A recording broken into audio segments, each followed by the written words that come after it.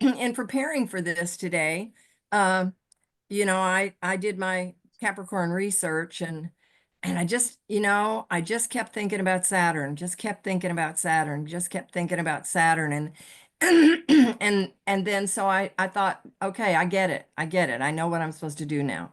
So let me go get busy with uh with Saturn here. Um, and I'm so glad I did because it has helped me coalesce a lot of things that I did not understand, or I thought I understood, but I got a whole lot more information about it. So, excuse me, I'm just recovering from an issue, so I apologize if my voice goes. At any rate, as you all well know, most of you here have been around for a while. Saturn rules the physical body, reminding us that it is only through this body, at this time, at this very moment in physical matter, which governs our progress on this planet. Now, I want you to listen to what I just said. The physical body reminds us that it's only through this physical body, this one that I got and the one that you've got, which governs our progress on this planet. So the search for a spiritual body is not going to happen if we're not engaging Saturn in a neutral way. Now, Saturn governs time and matter. It is a planet of boundaries. And we know that. I mean, it's in the Saturn. Look at Saturn itself. It's bounded by the rings. And those rings are representative on the physical plane as the things that we need, parts of the things that we need in order to be able to use Saturn for our eternal progression. Those things that are represented by the rings are discipline, number one, no big surprise for Saturn, right? Uh, Karmic lessons, which makes perfect sense to me, action and reaction, personal responsibility, um, and then structure. So Saturn is often represented by Father Time and his sickle, and it is the sickle itself that is the glyph for Saturn. It is the cross of matter placed above the semicircle, which represents spirit. While often referenced as the greater malefic, as we transmute Saturn's negative energy, it becomes a conduit for those very difficult, very life-changing lessons that transform into the building blocks of our spiritual bodies. The I use of Capricorn morphs into the spiritual concept of I achieve through love and tolerance. Think about that one. It carries the mundane world into the world of spirit and helps us realize that we are indeed beyond time. I think the older that I get, for sure, I think time changes completely. Saturn, excuse me. Saturn governs unseen fatality in the physical world. It governs mystery in the intellectual world and predestination in the spiritual world. Now, in previous times when I've read these three things, I was applying them only to the physical plane. But you see, when you start to talk about spirituality in reference to Saturn, we're looking at all three levels. So the physical, obviously, the mystery of life, and predestination, which I'm coming to believe is not exactly what we're talking about here. My interpretation of that is that when those deaths of 1,000 events happen in our lives, we have a choice. about how we're going to proceed. If we use Saturn's tools, we begin to notice now, though, our part in those fatal flaws that we talk about, those fatal events. We study the mysteries which accompany these events. You know, how did I get there? How did this happen? What did I do? What didn't I do? We use the tools of Saturn. Now I'm kind of baiting you here about the tools of Saturn. We're going to use the tools of Saturn, which which will neutralize that malefic energy. As we own these events that happen and transmute their energy, we begin to surrender to eternal spirit, trusting in the outcome of our own eternal progression. Think about it. Saturn rules chakra number 6, the throat, the voice, with its promise that as we are beyond time, then today's crisis is nothing. We practice our beliefs in this spiritual quest for authenticity by saying the Church of Light mantra aloud each day. A practice. It's simply a practice. Or every other day. But whatever it is, it needs to be a practice. Remember, Saturn wants consistency. We begin. My soul is one with the universe. My spirit is an emanation from deity.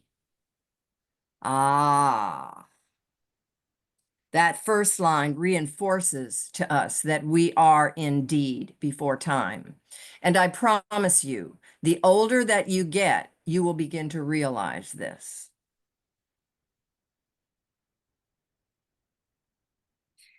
And as we are beyond time, and as we are one with the universe, and as we come from the stars, then we are stardust. Saturn provides much needed perspective. I'm not stardust now. It allows me to see the bigger picture of my existence here and now. Also enabling me to see patterns and to set good boundaries. Seeing long-term consequences helps me to stay focused on the big picture. Mundane living life 1 day at a time, 1 hour at a time, 1 moment at a time is truly a gift of Saturn. We all know that time does not exist the way it exists here on Earth. We have our own time. Other important tools of Saturn, and here they come, are number 1, delayed gratification. Becoming aware of what I need and what I want. I might want a whole lot, but you know, I don't need very much at all. Next, a regular committed practice, something that is constant. It could be meditation, and it all should move into meditation ultimately. Or other meditative, we can get to meditation through other meditative practices like yoga, Tai Chi. There are so many of them that enable us to focus the mind and to get out of our heads and into our physical bodies, because that's where the answer is in the physical body. The next one is accountability. In every aspect of my life, I am accountable for me, only for me.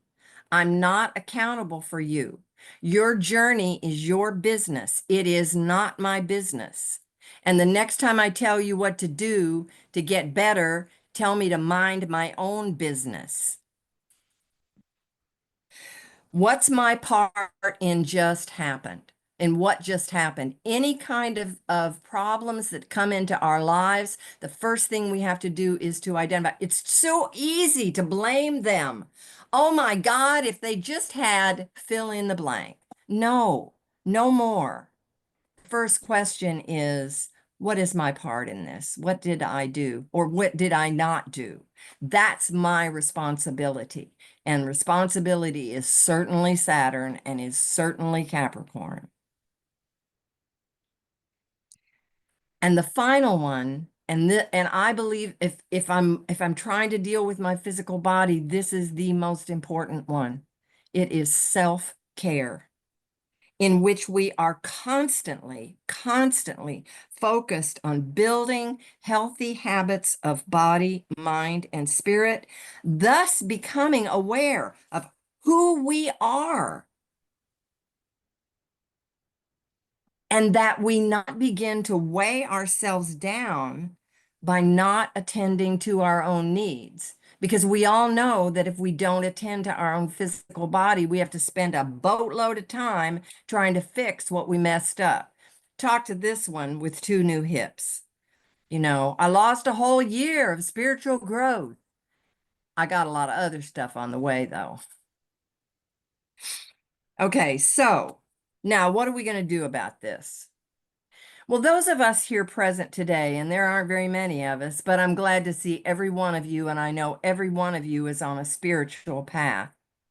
We're looking for a path, a spiritual path to find a way for ourselves in the stars. We walk wrapped in all we have learned, wishing to control our destinies. We carry heavy ideas about where we could go if we did not weigh ourselves down with our old ideals, our old concepts about what life is supposed to be like. We move through life struggling with all that it is that we want to control in order to manage these things, which conversely, by the way, keeps us from maturing and growing. We are not in control. We're floating in a cosmic river carried from the stars into our mother's wombs, into the world where we then resume our same course, only now we are grounded in a physical body. And for as long as we continuously allow that flow by stopping and worrying about the rocks that are in that river, for as long as we are in charge of our own destiny, we will continue to struggle. At this point, we must allow divine grace. We must allow that spark of divine deity that lives within us to begin to stretch.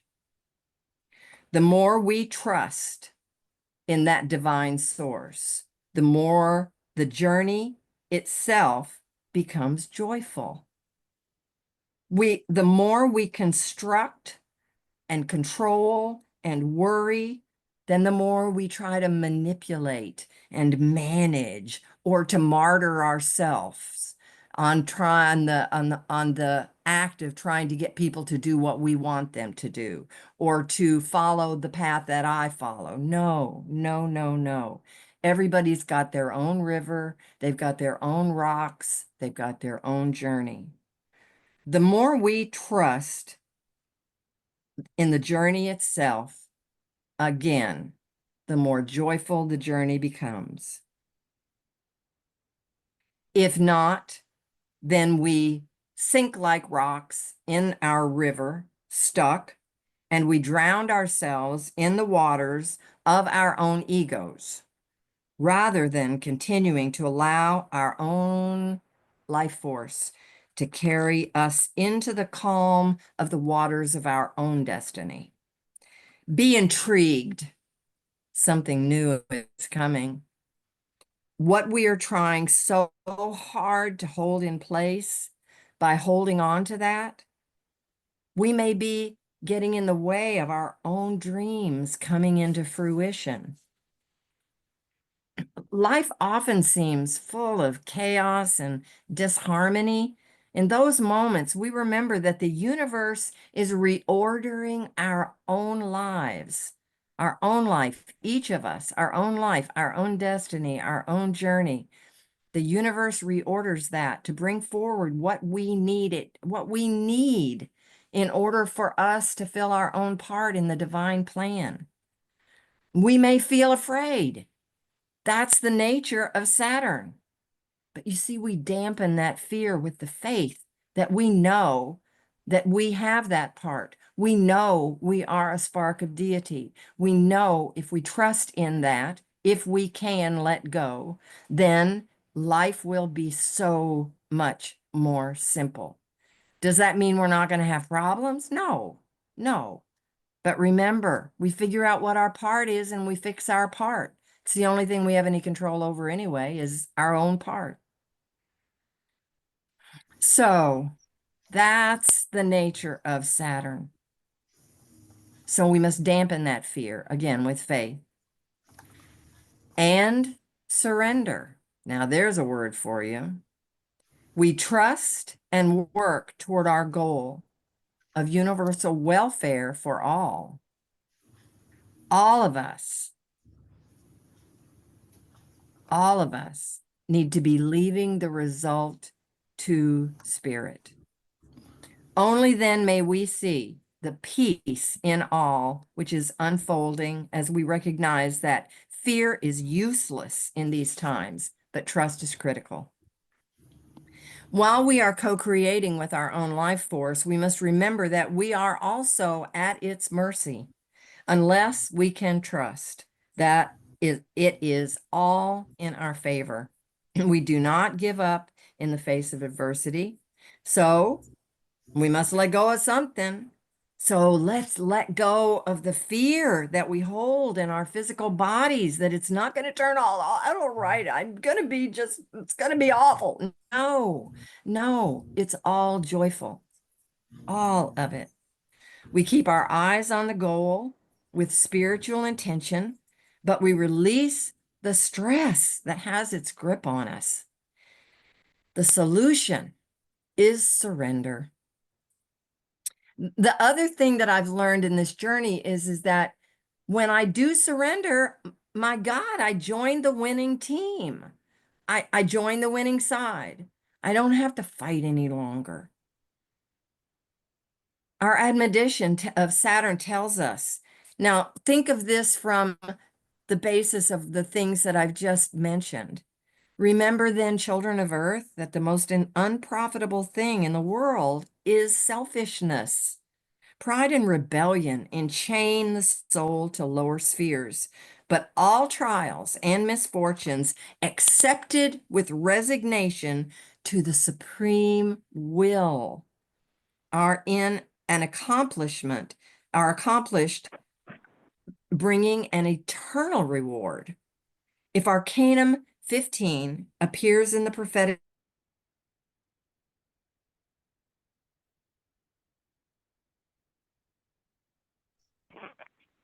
If Arcanum 15, hold on, folks. We have to find it first.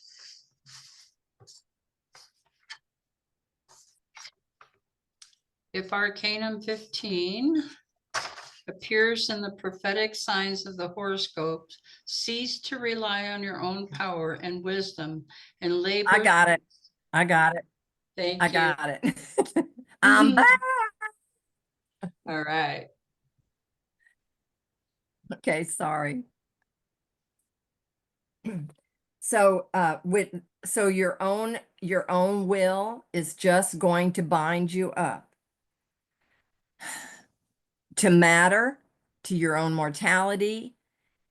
So right now, today, then, for this coming season of light, the solstice, and perhaps even maybe for the rest of our lives, may we then release the need we have to control and allow that spark of deity within us to allow us to grow into our own authentic selves.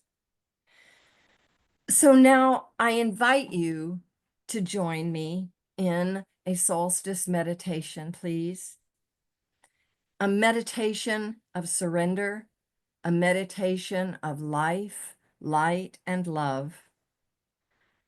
So please find yourself into a position where your spine is as straight as can be. If you need to do so, then lie down. If you can't remain, but I want you to imagine that on the top of your head, you have a bowl that fits the top of your head, but has water in it. So it's not a lot of water, but there's water in it. And so what we want to do is to hold our bodies relaxed, but yet straight enough that we're not going to dump the water all over the place. Okay, so straight spines, everybody. So that means shoulders back, push the chest out just a little bit, and that helps us maintain that integrity of spine. Let's soften our eyes, or perhaps you'd like to close yours. Begin by breathing. Find your way into your own breath, breathing through the nose, inhaling and exhaling through the nose. And we'll begin by taking 3 really deep breaths. And with each, when we inhale, we envision the light of the universe coming into our souls. And as we exhale, we release tension, bringing us closer into our absolute center and thus closer to spirit. As you're doing so, cast your gaze, if your eyes are open, or your inward eye, downward into the heart center, and cease all thought, all cerebral activity. Let the gut brain take over. Focus, focus.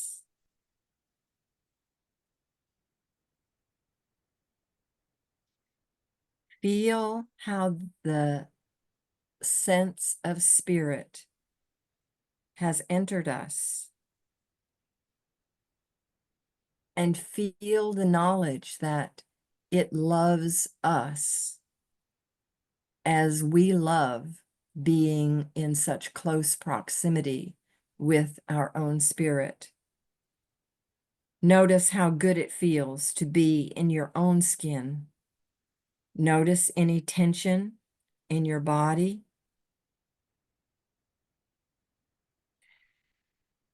Your neck. With every exhale, let go of any tension in the lower back, in your shoulders, and just taking a quick scan of the body to see if you're holding any tension anywhere. And as you are, let it go. Now take a shallow breath into your chest, then making it full and pleasurable. And once again, the same.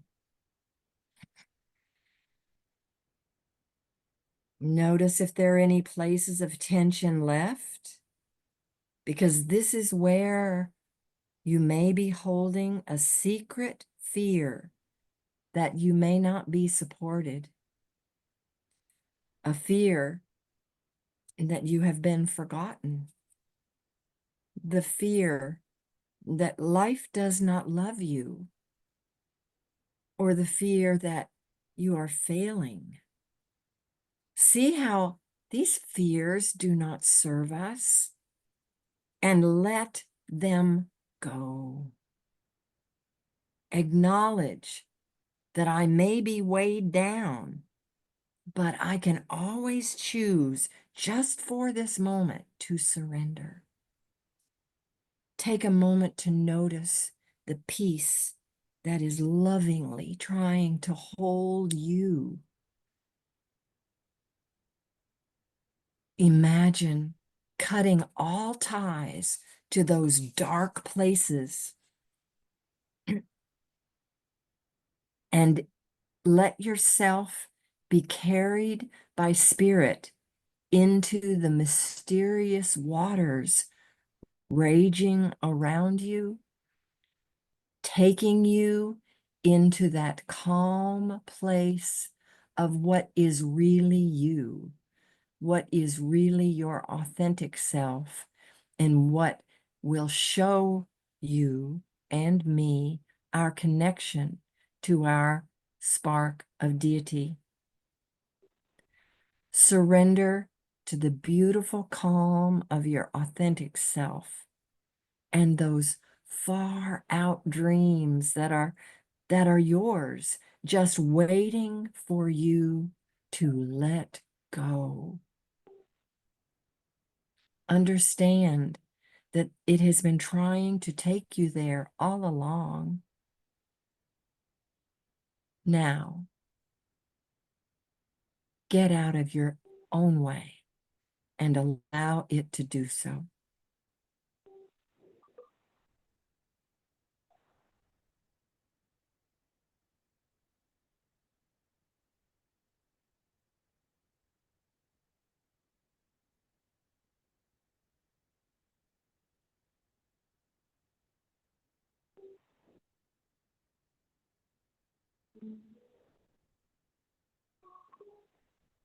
Take another very deep breath.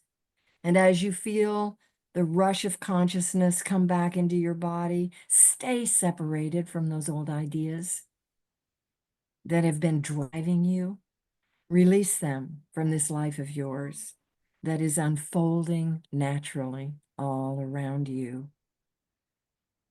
Surrender, my dear Stellarians. Surrender. And so shall it be.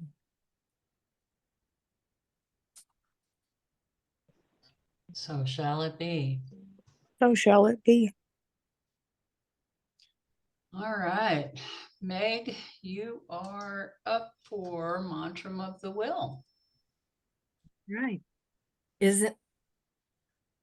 Or Church of Light Mantram, excuse me. I was going to say. I used the wrong words. I apologize. Was okay because I was getting ready to. I thought, oh my gosh, I haven't said that one in a while. Do I still remember all of it? The human will, enlightened by science and manifested by action, which is what we're talking about here today, is action, the action of surrender. The Church of Light mantra, and I love this, and I hope you start and end your day with this every day. I certainly do. I have made it a practice, and it has really enhanced my life because my soul is one with the universe, and my spirit is an emanation from deity. I am commissioned by the Infinite One to assist in the scheme of his creation, of its creation. I am assisting in the progressive evolution of creation, and in so doing, my soul and its infinite possibilities are progressing in proportion to my desire to use all my powers and possibilities in spirit and in truth. My physical organism is my natural universe over which I alone will rule. It is my material cloak or garment through which I will manifest the powers of my divine nature. I am progressing rapidly toward the subjugation of matter and the complete lordship of all submundane atoms of life, which exist only by my permission in this physical body, as peaceful and obedient servants within the lower animal realms of my dominion. They exist by virtue of their function in the work of creation. but they are and ever must be subservient to the higher realms of spirit to which I by right belong. I am eternal spirit. My soul is immortal.